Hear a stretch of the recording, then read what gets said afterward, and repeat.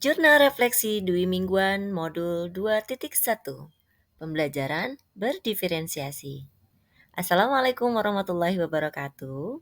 Jumpa kembali bersama saya Jamila dari CGP Angkatan 11 Kabupaten Cianjur, yang di kesempatan kali ini saya akan mempresentasikan tentang pembelajaran berdiferensiasi pada Jurnal Refleksi Dwi Mingguan Modul 2.1. Di kesempatan kali ini saya menyajikan dengan model refleksi 4C: connection, challenge, concept, dan change.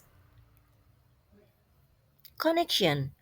Pada modul 2.1 ini saya mempelajari bagaimana memenuhi kebutuhan belajar murid melalui pembelajaran berdiferensiasi, di mana materi ini sangat erat kaitannya dengan peran saya sebagai calon guru penggerak. Melalui modul ini saya dikenalkan dengan tentang bagaimana menganalisis dan memetakan kebutuhan belajar murid dengan strategi-strategi yang dapat digunakan untuk memenuhi kebutuhan belajar murid sesuai dengan keunikannya masing-masing.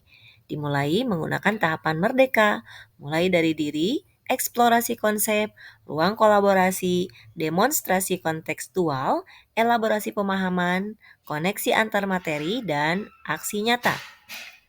Pada tanggal 20 Agustus 2024, saya mulai masuk ke tahap mulai dari diri. Pada tahap ini, saya menjawab beberapa pertanyaan tentang apa yang telah dilakukan oleh CGP dalam melayani kemampuan dan kebutuhan belajar murid. Selanjutnya, connection. Selanjutnya, kegiatan dilanjutkan pada eksplorasi konsep. Di sini saya menganalisis penerapan, variasi konten, diferensiasi proses, dan diferensiasi produk. Dan berikut ini adalah Ibu fasilitator saya, Ibu Sri Suryanti MPD, dan pengajar praktik saya, Bapak Thohir Hasan.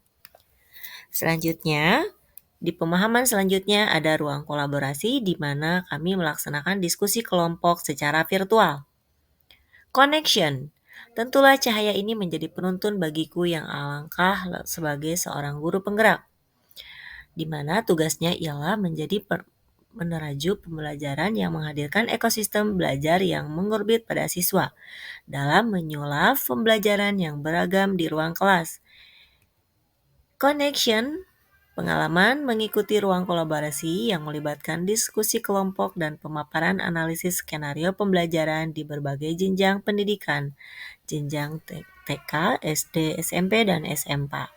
Tentu hal ini memberikan wawasan yang berharga bagi saya, terutama mendapatkan perspektif beragam dari pengalaman rekan-rekan CGP lainnya. Challenge atau tantangan. Dari beberapa konsep materi yang saya menemukan hambatan seperti tantangan dalam menyesuaikan metode pengajaran untuk setiap murid. Ada beberapa yang berbeda dan ada yang sudah saya terapkan selama ini. Di antaranya, selama ini saya mengira bahwa memberi soal lebih banyak pada murid yang lebih cepat selesai mengerjakan soal berarti saya telah melakukan pembelajaran berdiferensiasi. Ternyata tidak.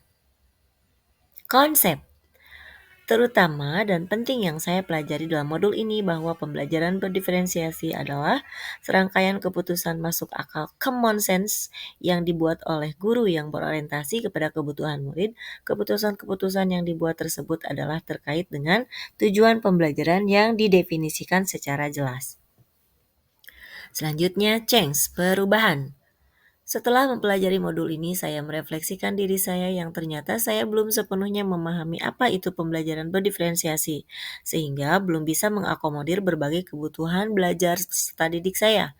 Untuk kedepannya, perubahan pembelajaran yang akan saya lakukan adalah melakukan asesmen diagnostik untuk mengetahui, menganalisis, dan memetakan kebutuhan belajar murid dengan melaksanakan pembelajaran berdiferensiasi menggunakan strategi diferensiasi konten, proses, dan penilaian, sehingga mampu mengakomodir berbagai kebutuhan belajar peserta didik, serta menciptakan lingkungan belajar yang aman dan nyaman, melakukan manajemen kelas yang efektif, melaksanakan penilaian yang berkelanjutan. Terima kasih sudah menyaksikan. Salam guru penggerak, tergerak, bergerak, dan menggerakkan. Wassalamualaikum warahmatullahi wabarakatuh.